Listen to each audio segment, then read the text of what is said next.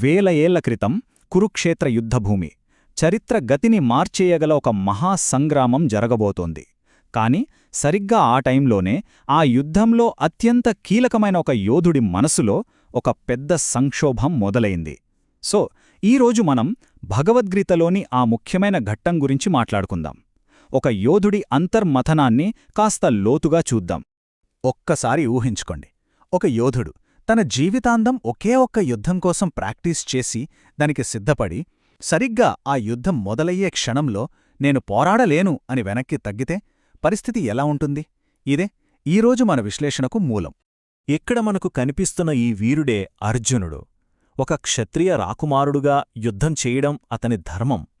కాని సమస్య ఏంటంటే ఎదురుగా నిలబడింది శత్రువులు కాదు, తన సొంతవాళ్లు, గురువులు, తాతయ్యలు, సోదరులు.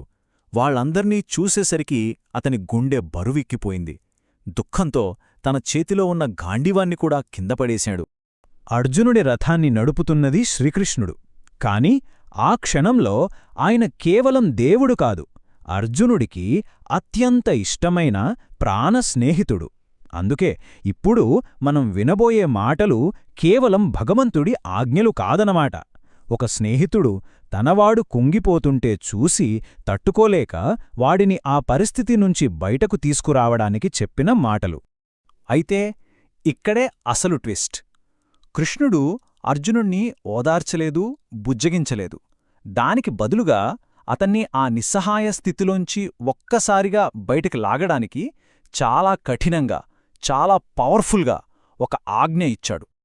ఇప్పుడు మనం వేల సంవత్సరాల క్రితం సాక్షాత్తూ శ్రీకృష్ణుడు పలికిన ఆ అసలు సంస్కృత శ్లోకాన్ని వినబోతున్నాం. తరతరాలుగా మనకు అందించబడిన ఆ శక్తివంతమైన మాటలు ఇవే. ఆయన ఏమన్నారంటే, క్లైబ్యం మాస్మ గమః పార్థ నైతత్వయుపపద్యతే.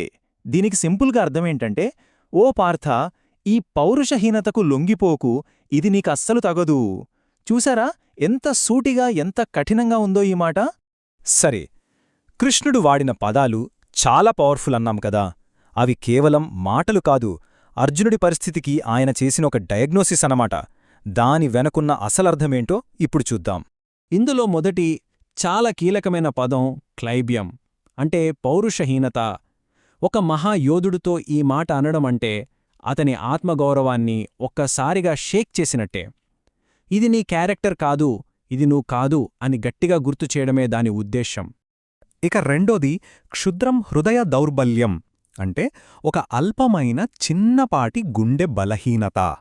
ఇక్కడ కృష్ణుడు అర్జునుడి కరుణను, ప్రేమను తప్పుపట్టట్లేదు. కాని ఆ ప్రేమ, ఆ కరుణ వల్ల తన కర్తవ్యాన్ని వదిలేయాలనుకోవడాన్ని ఒక చిన్న బలహీనతగా కొట్టిపారేస్తున్నాడు. ఇక్కడే మనకు అసలు విషయం అర్థమవుతుంది. అర్జునుడేమో తను బంధువుల మీద చూపిస్తున్నది చాలా గొప్ప కరుణ అని ఫీలవుతున్నాడు. కాని కృష్ణుడేమంటున్నాడు? అది గొప్పతనం కాదు, అది వెంటనే వదిలించుకోవాల్సిన ఒక చిన్న బలహీనత అని తేల్చి చెప్పాడు. చూసారా, ఒకే పరిస్థితి, కాని ఇద్దరి దృక్కోణంలో ఎంత తేడా ఉందో. సరే, కృష్ణుడు సమస్యను ఎనలైజ్ చేశాడు, కాని కేవలం సమస్యను చెప్పి వదిలేయలేదు. దానికొక క్లియర్ కట్ సొల్యూషన్ కూడా చూపించాడు. ఒక స్పష్టమైన చివరి పిలుపునిచ్చాడు. ఆయన ఫైనల్ కాల్ ఇది. త్యక్త్వోత్తిష్ఠ్ పరంతప, అంటే ఈ బలహీనతను వదిలిపెట్టి లేచి నిలబడు, ఓ శత్రువులను భయపెట్టేవాడా. గమనించండి, ఆయన అర్జునుణ్ణి పరంతప అని పిలుస్తున్నాడు, అంటే శత్రువులను జయించేవాడు అని అర్థం.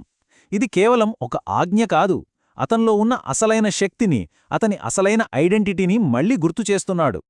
అర్జునుడి యుద్ధం కురుక్షేత్రంలో జరిగింది.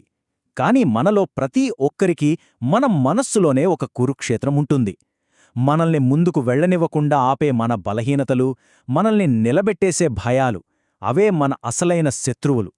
మరి ఆలోచించండి, మనం మేల్కొని ధైర్యంగా ఎదుర్కోవలసిన ఆ అంతర్గత శత్రువులు ఎవరు?